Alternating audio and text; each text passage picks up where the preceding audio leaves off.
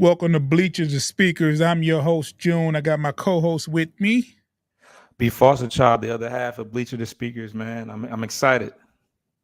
We're late as well.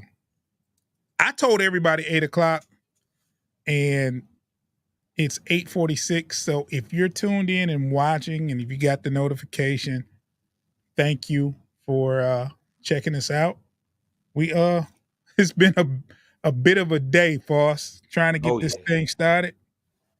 But if it's not, if it's too easy, then it's probably not worth it. Yeah. It's the in any type of adversity or extra work is definitely worth the end result. So we have a probably our background. We've been doing podcasts together for what, 3 years?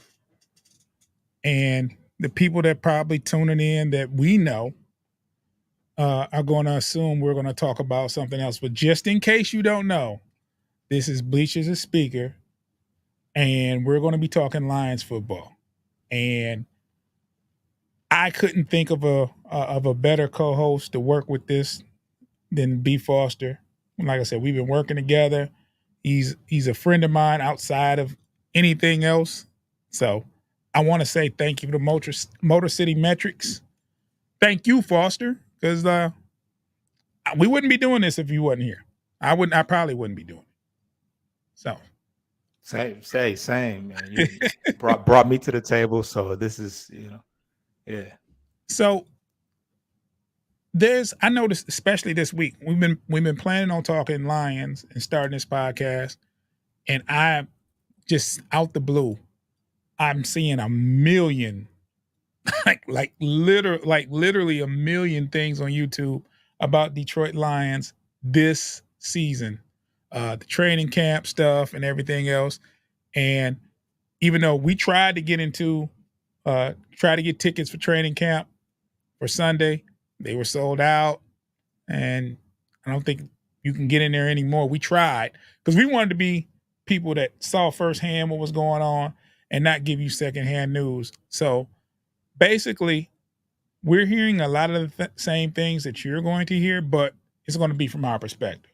So Mhm. I don't want to paint no narrative that we know firsthand, or we talk to a player, or we talk to, we're reacting to a lot of the stuff that we have access to, and hopefully in the near future we'll have firsthand. But we got to work there. We'll have first, but we're going to tell you what's going on with Detroit Lions as we see it and give our opinions on what's going on. So, what do you think about our approach, Foster? You said when you say our approach, which I mean, we're gonna give it to you. Obviously, there's a lot of platforms that's covering the Detroit Lions right now. We're just gonna give it to the fans or the supporters on here, from the perspective of how we look at things, because there's a million different ways to look at certain things. So we just gonna give it to them the best way that we know how to. Now, let me ask you this though. This is kind of like off script, but would you consider yourself a homer, Foster?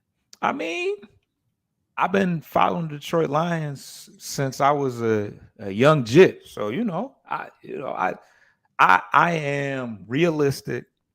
I am I'm realistic, but I'm also seasoned in this. So I'm not just blindly out here saying stuff like, "Oh, we're going to the Super Bowl and we going 16, 17 and 0." Like I'm realistic, but I'm optimistic as well. So however they want to slice that. Okay, so when I say homer, I mean like accepting anything, defending everything, and so no, you're not. You're realistic, right? No, yeah. I'm realistic. I'm not out here just saying, "Oh no, the Lions did it. That's just the way it was supposed to." No, I'm gonna be critical of them when the time comes, and I'm gonna call it down the line as best as I can. Of course, I'm biased. I'm biased. Okay, so I have a confession. What's up? So I quit cheering for the Lions a long time ago. Oh wow. Right. So, so over the past couple of years, I'm starting to change the way because I see things, right?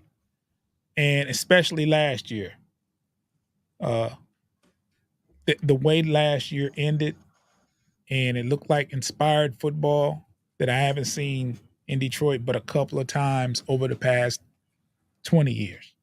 Okay. So I'm paying attention now. I'm not sipping the Kool-Aid yet. Right.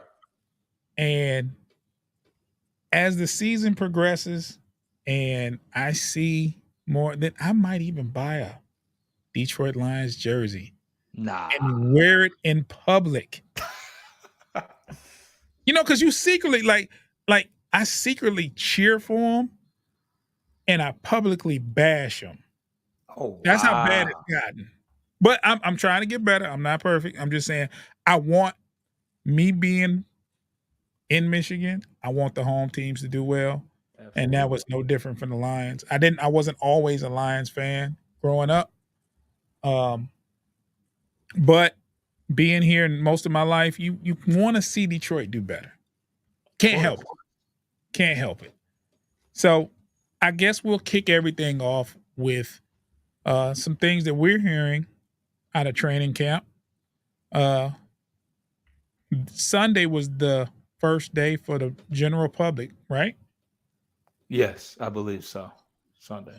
Yeah. So one thing I did do, I do have an inside scoop on that. There's several people that I know that went to the practice and they love the experience.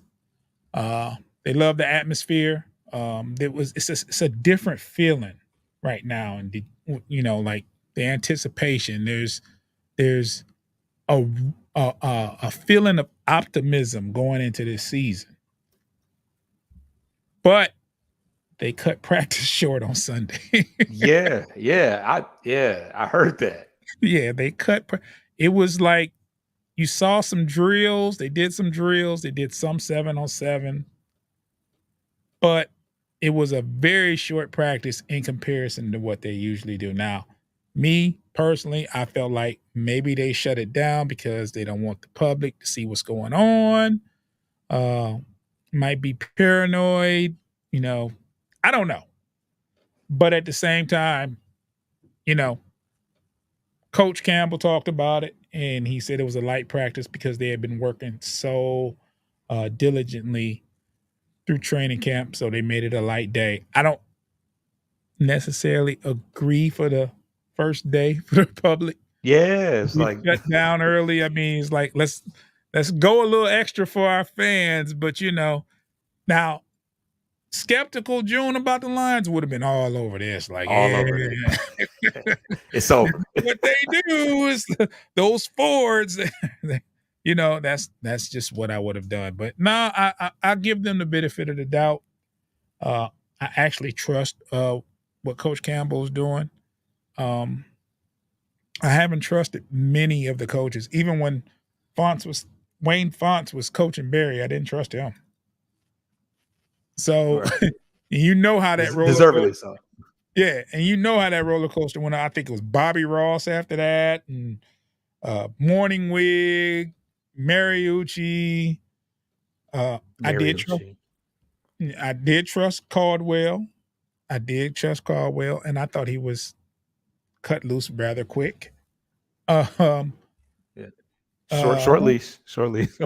and the other coaches to follow. I wasn't, but I feel good about Dan Campbell being the coach here. I think he's doing a decent job. And like I said, there's a feeling of optimism. Like I feel optimistic about how the Lions are going to do, and a lot of it is in part of how the season ended last year. 8-2, the last 10 games, and the first 7 games they went 1-6. However, they were competitive. They had a chance for a lot of those games. A few of those games they could have easily won. Without a turnover here, turnover there, a stop here, a stop there. Pick And six. which game was that? Seattle? One of them, I think it was. I It was think he had a Philly. couple pick sixes It early in was the year. Philly, and it was in Seattle. It was Philly and versus Seattle. I think it was a couple picks. I'm not sure, but those were games that they were highly competitive in, and Philly went to the Super Bowl. Seattle was a playoff team. Am I correct? Or they were short a game. You said was Philly? Seattle. No, I Oh, know Seattle. Philly went to the Super Bowl. They were. Yeah, I was gonna say Philly was. Yeah, Seattle was in the mix. If they didn't make it, they were right there. They were right there. So those are two very, very good teams that, a couple plays here and there, that the outcome is a little different. I don't want to dwell on that though. Like Yeah, we in the future now. We in the future. so there's a lot of things we're hearing out of training camp. Foster, you want to start it off with anything that you've heard that we can talk about? So one of the reoccurring things I'm definitely seeing is it seems like St. Brown, who had an amazing year last year, but it Mhm. seems like he's ready to take that next step into top tier, upper echelon level of receiving. Like it just seems like he's a workhorse and he is ready to be one of the best receivers in the league. I don't know how else to really put it because he was really good last year. So Mhm. it makes you wonder like where what other heights can he reach as a wide receiver, but all things are leading towards the fact that he is um, ready to ascend even higher as a receiver. Okay. Um, Outside of that, it seems like Brian Branch has a chip on his shoulder and Mm. has it seems like he's really going to make an early impact this year. And of course, CJ Gardner Johnson. He it seems like he has stepped forward since day one as a leader and a vocal, just displaying that grit and He's a fiery individual. yeah, like just not no nonsense attitude that I feel like we have missed um We need from that like dog. We yeah, need that top dog notch talent too. He's not just here to talk the talk. He's ready to walk the walk as well. So for sure. um yeah, he's another guy that has seems to have stood out early on in the year. Um but And he yeah, hasn't missed a practice, y'all. Regardless of what you're, yeah. what you're saying, Don't don't tell get him he's missed a don't get practice. that man started. He gonna let it be known. No, I, I've been present the whole way through, what are regardless you of how it talking about? looks. What are you Yeah, talking about? I ain't missed practice. yeah. So I'm hearing good things out of Branch, Jack Campbell. Yes, yes. Um, Day one starter, they say. I'm hearing good things from Golf. Yep. In the grand scheme of things, though, do you think we hear anything bad though Um, coming out of training camp? Like, do you think we get like, well, such and such is not playing well, this, that, and other? I mean, what I'll say is that when it's all said and done, you're taking everything about training camp with a grain of salt because it's designed in a certain way. You Mhm. can't touch the quarterback. It's hard to really gauge. For me, it's hard to gauge the running game because you're not full on wrapping and tackling. Mhm. So yeah, you're going to see a lot of stuff as far as the front. I mean, the 7-on-7 type stuff, the receivers, tight ends, quarterback, running backs, the trenches, which is very important in football. You're not going to see that until they really put the pads on and they really start, you know, really Yeah. start getting after it in that regard. So, yeah, it you take it with a grain of salt as far as what you're hearing thus far. Yeah.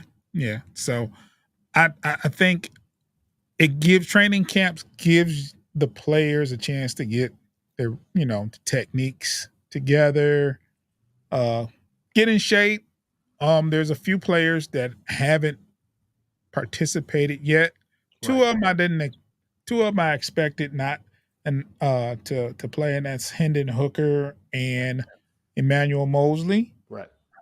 The other is what's the wide receiver name? Has Jones got out there yet? Marvin Jones. He Okay. hasn't, but no worries, no worries about Marvin Jones. I'm pretty He's a sure. vet. He's established. He's Yeah, been in Detroit. yeah. We kind of know where he's at with it. So they're probably being cautious with Mosley because of last year, Yep. because his injury last year. We knew Hendon Hooker, with him tearing the ACL late in the season at Tennessee. We knew coming in.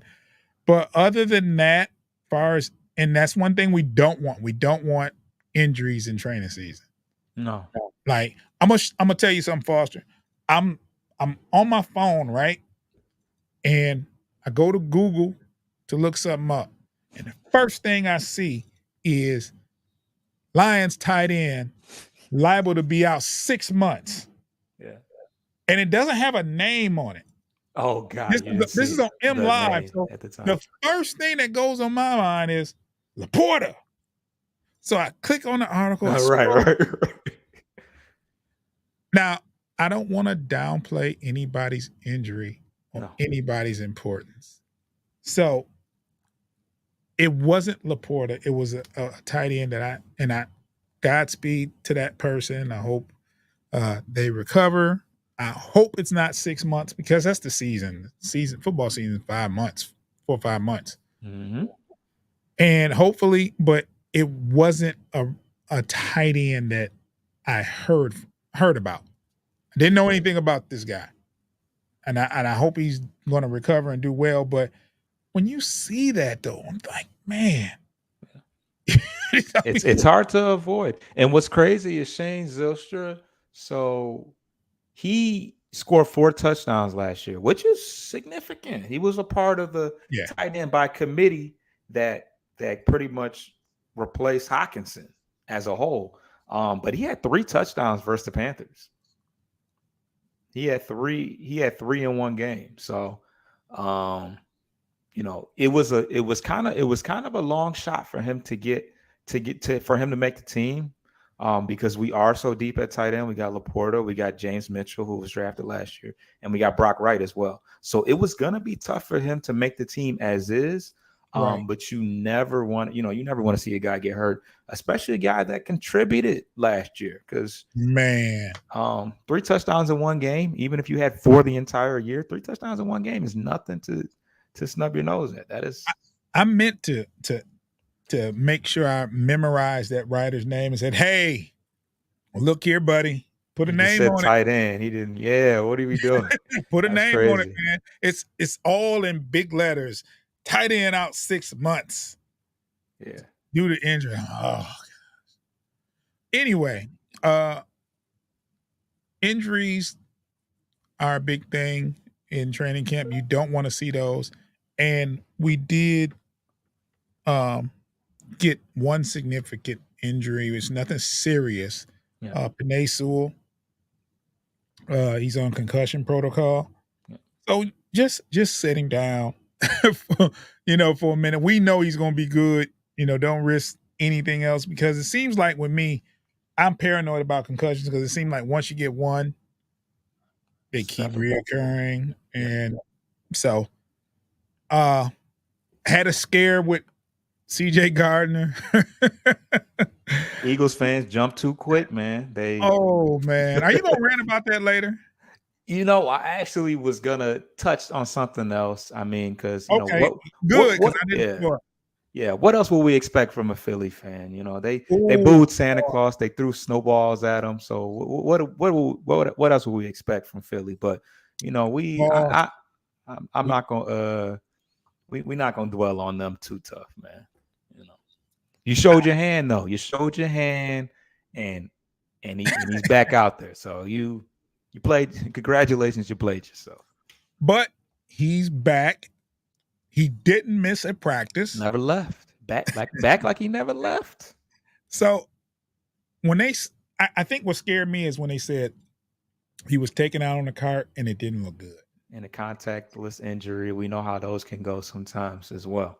So it was like, and I think it read something about him being in agony.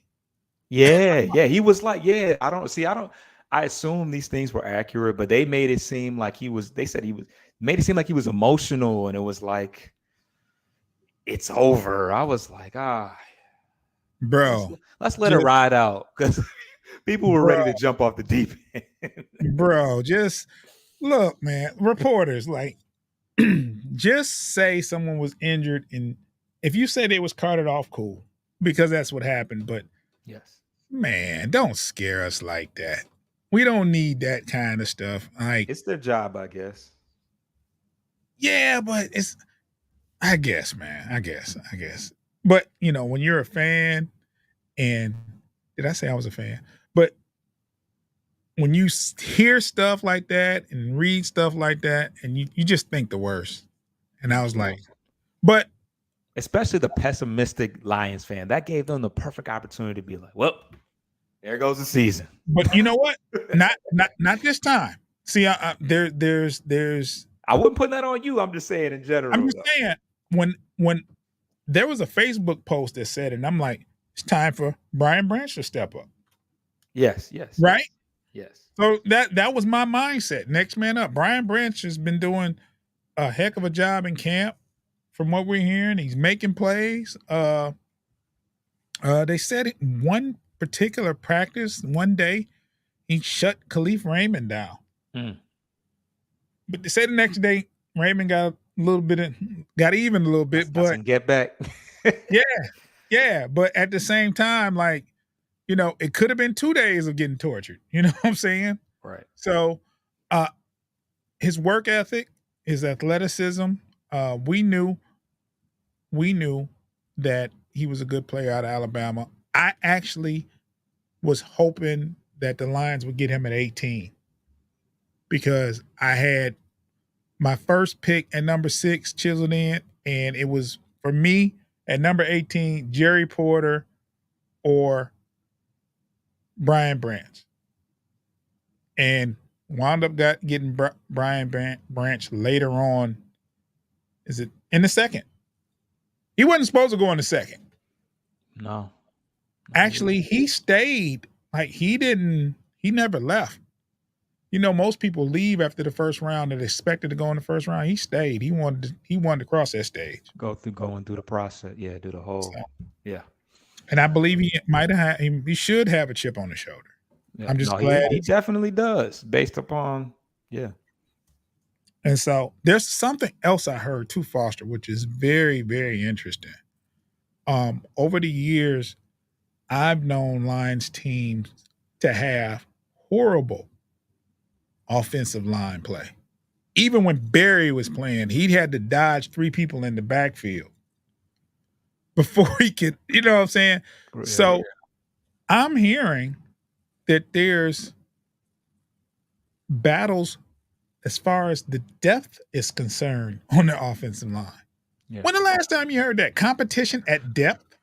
Well, kind of since Sewell got there, our reputation as far as offensive line has shifted, and now we are now looked at as one of the premier lines in the league. So very much different than what we're used to, and I just hope that we can continue to stay healthy and build upon that reputation because not common for us. No, no. And I think that's amazing. I think that's good. I think I'm an old school player. I have an old school ways as far as football is concerned. And to me, it's one in the trenches. You control the line of scrimmage, you win the game. Especially in NFC North. That's just that is a just known to be a very physical and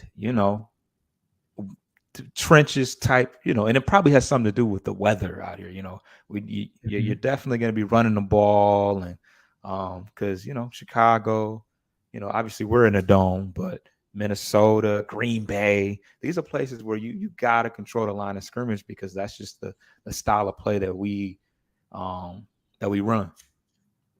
Yeah, that's true. So, what are you hearing about the offense? I mean, I'm definitely seeing that, golf is has well, golf has all his receivers over at his house, during the off season to, get that chemistry and stuff like that. So I feel like he is definitely making it a point to get on the same page with his guys. Of course, him and St. Brown connected all last year. Jamison Williams is healthy now, so he's They very say, active. they say he's running like a gazelle back Oh there, yeah, out there. Say yeah. he's running around like, man, we're gonna miss him in Um, 6 games, man. Yeah, yeah. We're doing everything we need to do to make sure that he won't be missed as much. I mean, we went and got Mims. We brought in we got Mims. We drafted Gibbs, who's a receiver in itself. He's expanding his route tree this year from what he was running at Alabama. We went and Mm. got Laporta. Like we went and got some guys to to make us not feel the void as much. And then we got Marvin Jones as well. So we went and got him some guys so that we wouldn't feel the effects of Jamison Williams being missing. But when he gets back here, it's only gonna add. It's only gonna add to that. He has one catch, and that was a One catch, and it was a touchdown. touchdown. I was there against Minnesota. One bomb. That's it. I hate that you were there, bro. And That game was so. That game was so. We beat Minnesota to submission. oh, uh oh, yeah, and we should have beat him that first game. Is in Minnesota, Right. up 2 touchdowns in the fourth quarter. Anyway, Yep. Gotta so move. Gotta move past that. I think the offense, from what I'm hearing um, good stuff out of Montgomery. They said he's hard to bring down. He's getting the tough yards. You have a good contrast of thunder and lightning with him and Gibbs. Yeah, it's gonna be interesting. It's one of the things as far as the preseason. It's one of the things that I really want to see what it's gonna look like, because you got to think Jamal Williams took 18 touchdowns with him, or however many touchdowns. He Mhm. broke a record, that Barry Sanders held. Yeah, Um, Swift is gone. That was our number 2 running back. for So sure. we've completely revamped our backfield. So it's still yet to be seen what that is going to look like, because we can't act like, I feel that Montgomery is going to pick up where Williams left off, especially now that he's behind a much better offensive line than he was in Chicago. But until he proves that and displays that on the field, it's all speculation. So Yeah, that's I mean, huge. and that's training camp is like it's all smoke and mirrors until it's time to play. Absolutely. And like I said, the running game, I don't know if you really experience it until people are really out there, really blocking and really wrapping up and tackling, because they're Mm-hmm. really not, I feel like it's not the real thing when it's all No. said and done. Now the first preseason game is August. Uh, no. I think it's August 11th. Yeah, it's a Friday. It's actually the same day as the Dream Cruise, I believe, or the first day of the Dream Cruise. Oh man, that's here, right? Yes, sir. I'm gonna see about going to that game, but I have my reservations about the first preseason game. Why you say that? Usually your offense plays a series or two, and that's Yeah. it. Your number ones play a series or two, and that's it. Yeah, so now that there's 4 games, I mean, now that there's 3 games as opposed to 4, forgetting how they because there's one particular game that the series that the the number one team plays like a half, which is the It's usually the most. second game. Is it the second game? Yeah. Usually the So second or the third game. In the fourth game, they usually don't play. don't play. So I think that's what the third game is like now, where Mm. the first team doesn't play. But I can't recall because this is the first year. This is the second year. I mean that it's 3 preseason games and they add And the they extra added game into the extra. regular season. Yeah. So yeah, we will see. I'm just excited. I mean, I feel like our team is deeper than we've been in so long that even watching guys play in the third and fourth quarter, we're gonna see some guys that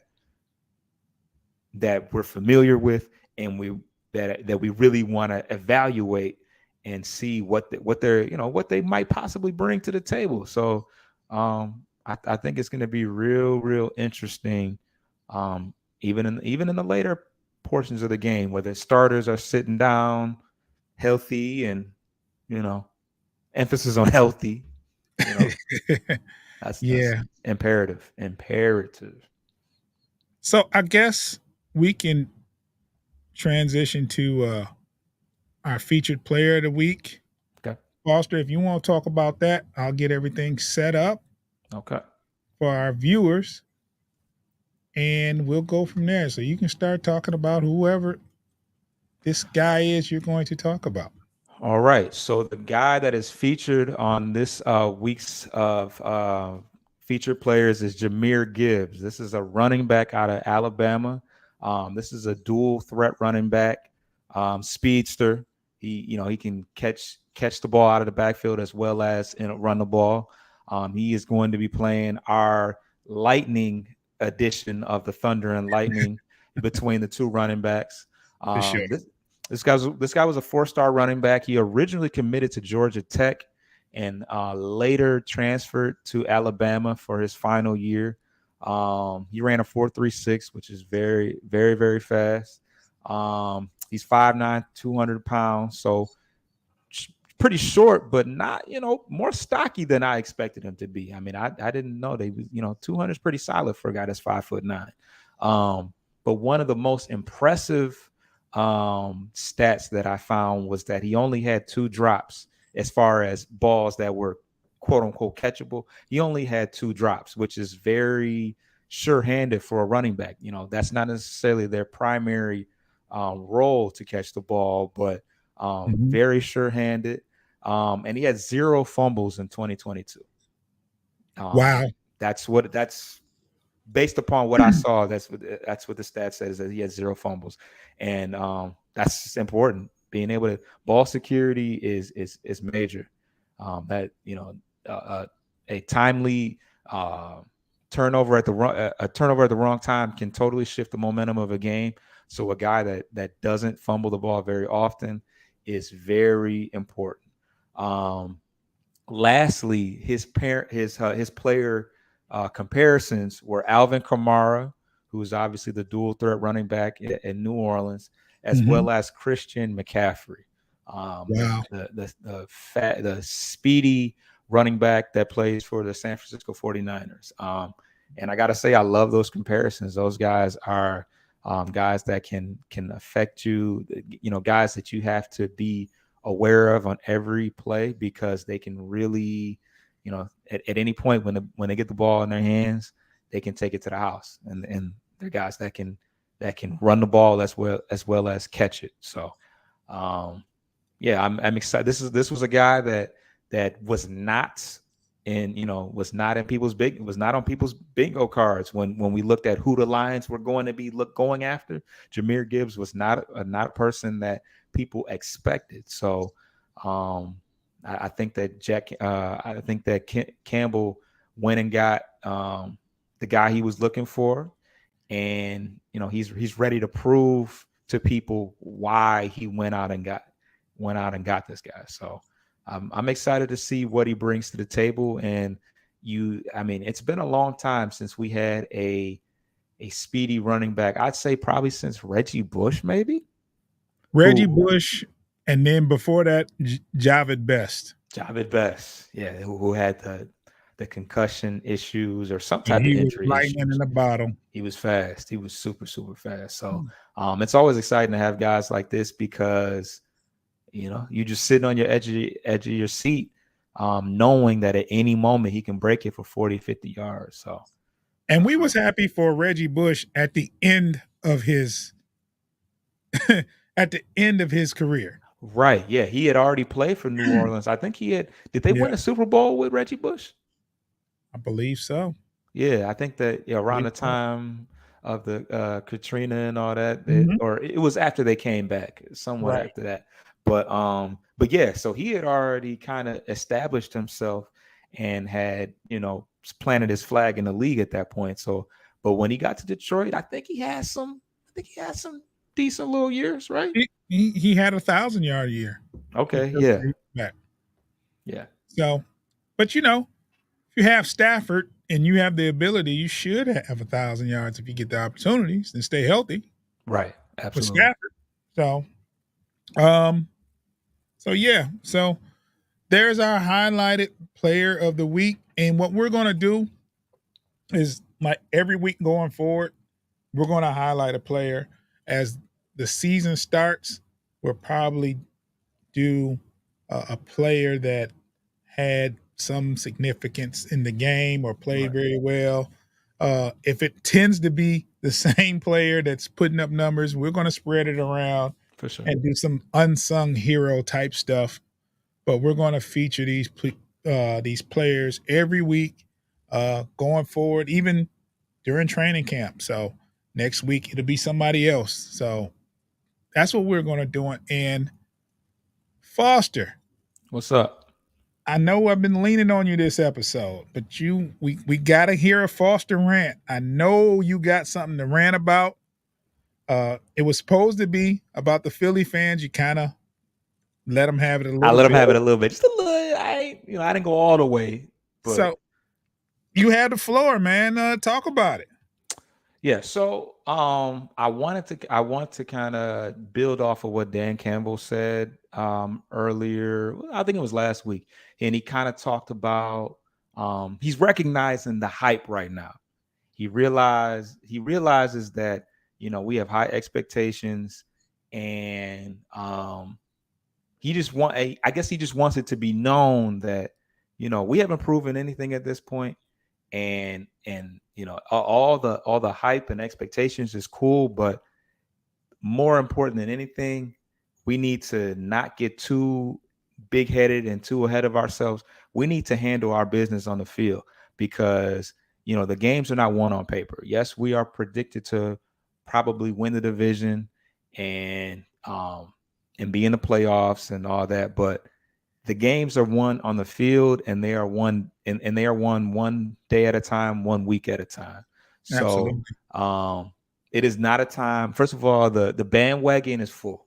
If you're not on the bandwagon now, you know, stay where you at right now, Oh, because we about handling business this year, and we gonna make it happen on the field. This is not something that we are playing out on paper or on Madden somewhere. We trying to, you know bust some heads from this point forward, and especially starting with this preseason game. So yeah, the bandwagon is full. If you're not on right now, we don't want to hear from you. Later on, when we might be 4-2, and the media is messing with us, and trying to give us that spotlight. Like, get down with us now, but it's get down or lay down for sure, because we definitely, Gardner Johnson, he not playing. He not playing. He dead serious. He dead serious about about making this team a true contender, and making some noise. so when I saw the interview with Gardner with CJ, I'm just gonna say CJ.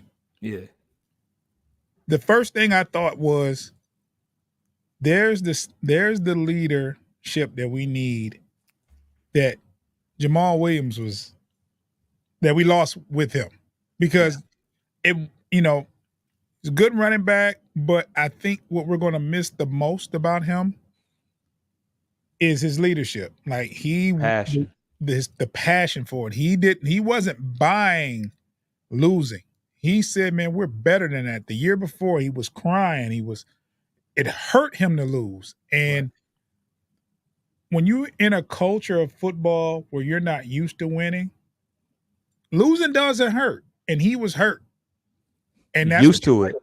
It's Yeah, regular.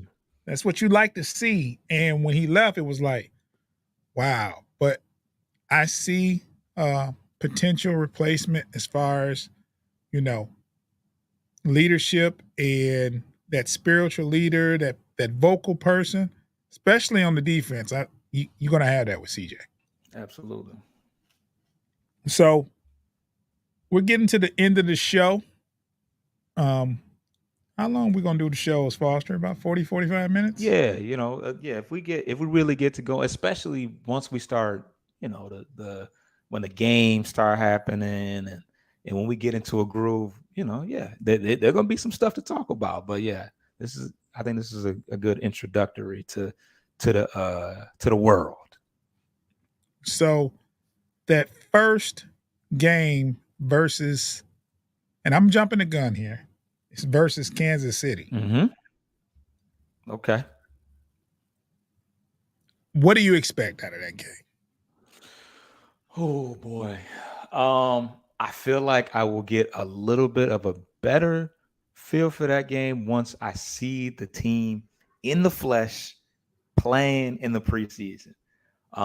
But but I guess without seeing that, I think I do anticipate a pretty high scoring game. We both have a pretty a high we both have high powered offensive teams, and it's gonna come down to what defense is gonna make the plays.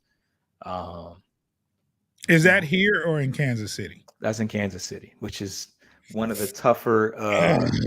Yeah, that's definitely one of the tougher road games that you're gonna have in the NFL. So should be interesting. I'm excited. This is a Thursday night game, I believe, right? I have no idea. I I just want know to it's Kansas I City. want to say it's a Thursday night game, which is if that is the case, that's the spotlight. Nothing else is going on Thursday but football, But So it's Kansas City. Primetime football, Kansas City. Everybody's going to watch. I don't care if they played the Little Rascals. right. Super People are going Bowl.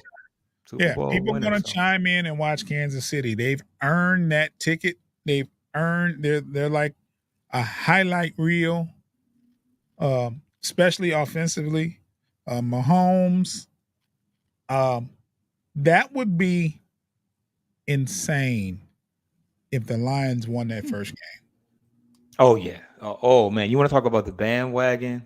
It's gonna go one. It can really go one of two ways. Either we win and everybody just piles on, or they are going to probably let us have it. The once again, the pessimistic Lion fan is going to let us have it if we struggle in that game. So we just got to be ready to power through one way or I another. I just want to be competitive. Entertain me. I want it to be to where, of course, I want to win, but at the same time, they have to look like they're playing inspired football, and it has to be winning football. I'm so tired of the losses where it doesn't look like they don't belong. And then there's always Detroit always has the Lions always have that fluke loss, like those losses that they're not like they'll kick a field goal and it'll bounce off the off the uprights, and another player catch it and take it for a touchdown with no time left. That's Sure. the kind of stuff I've endured over these past 20, 30 years about football, man, with the Lions. And it's like you just want them to be competitive. You want them to look like they belong. I'm not going to be satisfied with uh, a moral victory. Uh, I'm be disappointed in a loss. But if you're playing well, then I guess I just contradicted myself. A little bit, a little bit. But long as I just want them to play well, you know. Absolutely.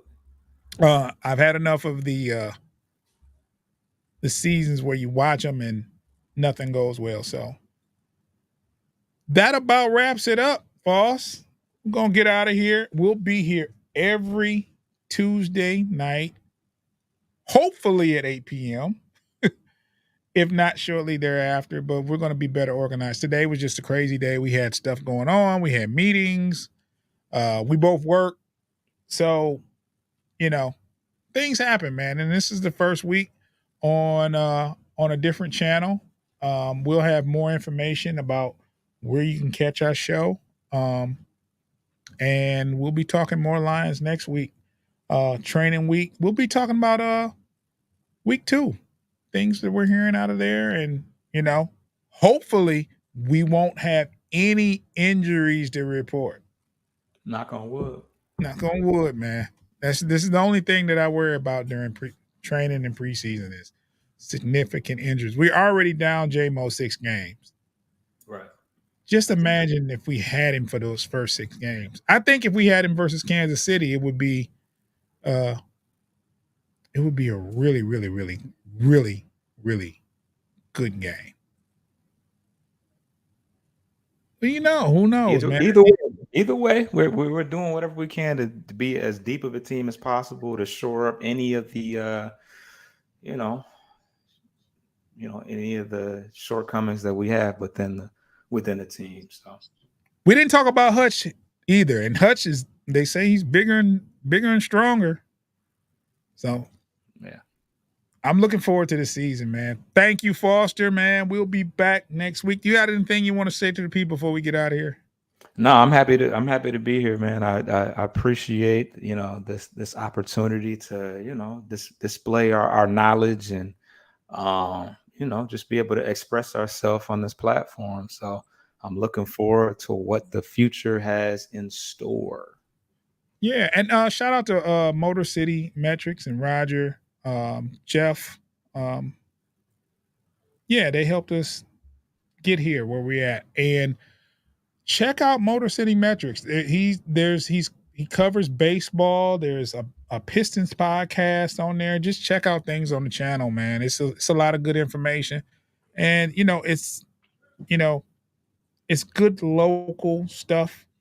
Um, and for the people that's not around here, you can get hip to what's going on with the Pistons and uh, Tigers, and we're bringing the Lions. Actually, today is trade deadline day for Major League Baseball.